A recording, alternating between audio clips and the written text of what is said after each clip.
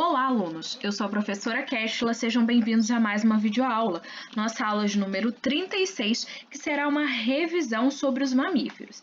Então, veremos desde a classificação desses animais, as características gerais também desse grupo, até a importância ecológica dos mesmos. Então, vamos iniciar pelas características gerais desses animais, os mamíferos. Esses animais, eles apresentam glândulas mamárias, daí que se derivou o nome, né, desse grupo, mamíferos. E essas glândulas mamárias, elas produzirão leite para alimentar os filhotes. Outra característica desses animais é que eles apresentam pelos, porém existem espécies de mamíferos, como golfinhos e baleias, que não apresentam os pelos, né? Porque ao longo da evolução, isso aí foi vantajoso para essas espécies. Então, por isso, nem todos os mamíferos apresentam pelos. São os únicos animais que apresentam glândulas sudoríparas e sebáceas. As glândulas sudoríparas, elas funcionam, né? Elas vão auxiliar no controle da temperatura do corpo do animal. E as glândulas sebáceas, elas vão produzir uma secreção oleosa, né? Que vai lubrificar a pele e os pelos desses animais, evitando o ressecamento. Os mamíferos são animais endotérmicos e têm uma camada de pós abaixo da pele, né? Que funciona como um isolante térmico. E uma vantagem de serem endotérmicos é que esses animais, isso possibilita, né, com que eles sejam ativos em qualquer temperatura, tem uma temperatura corporal constante. Então, isso, né, só para relembrar, isso que se refere a ser endotérmico, uma temperatura corporal constante, ok? Além disso, todos os mamíferos respiram por meio de pulmões.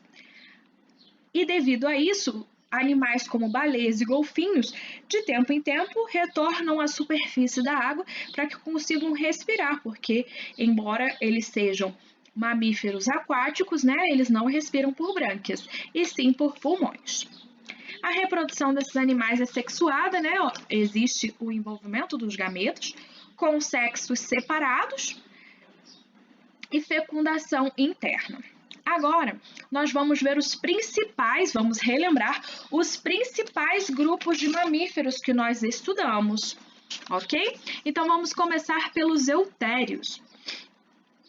Os eutérios, nos eutérios, né, os filhotes eles se desenvolvem totalmente dentro do útero da fêmea. Então, esses animais, eles têm placenta, por isso também são chamados de placentários, né? Conhecido também por esse nome. Os exemplos de animais que pertencem a essa classe são o peixe-boi, baleias, onças, preguiças, macacos. O próximo grupo é o grupo dos metatérios. Esses animais têm uma característica interessante, né? Eles são mamíferos que apresentam uma bolsa que é chamada de marsúpio. Por isso que está escrito aí, né? Tem marsúpio. E os filhotes se desenvolvem ali dentro. Então, os animais metatérios, eles também são conhecidos como marsupiais. Isso mesmo. E exemplos, né, de animais que são metatérios, que são marsupiais, são os cangurus, gambás e cuícas, né? Aqui no nosso país nós encontramos esses dois exemplos aqui, os dois últimos exemplos. Gambá, que é bem comum, inclusive, na nossa região, e a cuíca.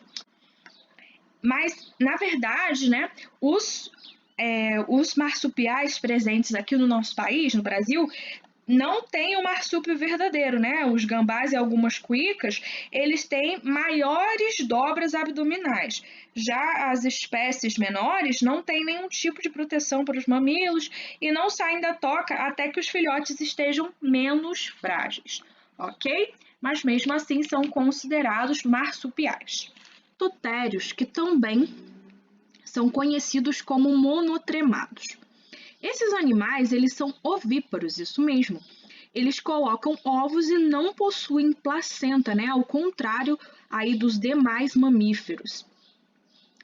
Eles possuem pelos e glândulas mamárias, porém ocorre uma coisa bem interessante, porque a fêmea, ela não tem mamilos. Então, no caso, os filhotes vão sugar o leite por meio dos poros que existem, na verdade, entre os pelos da mãe. E quais são os exemplos de animais que fazem parte deste grupo, né? São os famosos ornitorrincos e também tem uma espécie de equidna. Então aqui eu coloquei para vocês duas imagens dos ornitorrincos, porque aqui, né, o pelo está molhado, aqui a gente consegue ver com uma maior facilidade. Conseguimos perceber aqui, olha, essas membranas interdigitais que auxiliam no nado, visto que esses animais, eles nadam ativamente aí nos rios, né, procurando insetos, crustáceos e moluscos, e também remexendo a lama com o bico que ele apresenta, né, que inclusive parece um bico de pato, para que ele se alimente, né. Esses animais, eles são encontrados, tanto a equidna quanto os ornitorrincos, eles são encontrados na Tasmânia, na Austrália e também na Nova Guiné. Então, nós não encontramos esses animais aqui no Brasil, mas são espécies muito interessantes, né? A equidna aqui ilustrada, logo mais acima. Então, são animais bem interessantes que estão separados nesse grupo, né? Dos prototérios. Agora vejamos a importância ecológica dos mamíferos para fecharmos essa parte, ok? Então, a importância desses animais é que eles participam das teias alimentares, muitos servirão, né, de alimento para o outro, outros serão os predadores, né? Então, eu coloquei exemplos diversos, inclusive, de grupos diferentes, né?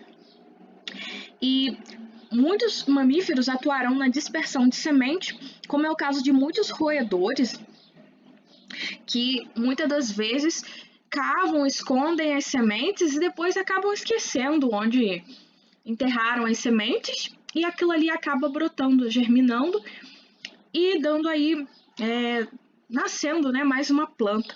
Então, é bastante importante, né? Não somente dessa forma que ocorre a dispersão de sementes, mas de forma variada, só aqui apenas um exemplo, né, para ficar mais ilustrativo.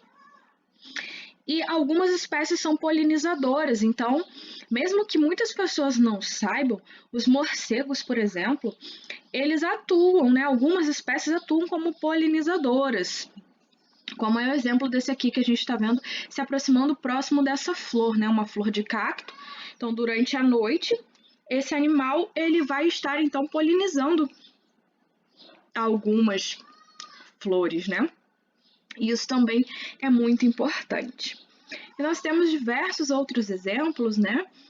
Aqui a alimentação dos mamíferos a gente viu que é bem variada, então alguns vão se alimentar, têm um hábito, né, carnívoro, outros onívoros, outros vão ser herbívoros, então é um grupo bem diverso, inclusive no qual nós estamos incluídos, né, perdão. Os seres humanos estão incluídos nesse grupo. Então, nossa aula vai finalizando por aqui. Bons estudos! Até a nossa próxima live. Nos vemos. Até lá!